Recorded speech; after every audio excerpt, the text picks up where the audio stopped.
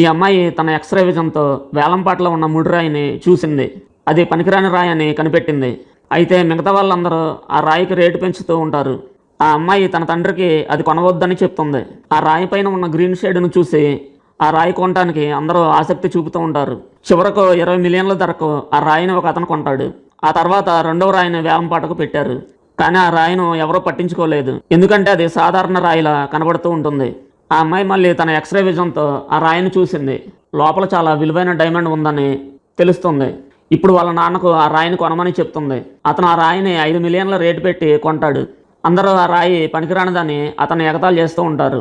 అప్పుడు ఆ అమ్మాయి ఏ రాయి విలువైందో చూద్దామని 50 మిలియన్ల బెట్ కడుతుంది. వాళ్ళకు ప్రత్యర్థి ఆ పోటీకి ఒప్పుకుంటాడు. ఫస్ట్ 20 మిలియన్ల రాయిని కట్ చేస్తుంది. పచ్చని సార కనిపిస్తుంది. రెండవసారి కట్ చేస్తే అందులో ఏమీ లేదు, ఖాళీగా ఉంటుంది. ఆమె వాళ్ళ నాన్న కొన్న రాయిని ఫస్ట్ కట్ చేస్తుంది. అది ఖాళీగా కనిపిస్తుంది. మళ్ళీ రెండవసారి కట్ చేస్తుంది. ఈసారి డైమండ్ కనిపించడంతో అందరూ ఆశ్చర్యంతో షాక్ అవుతారు.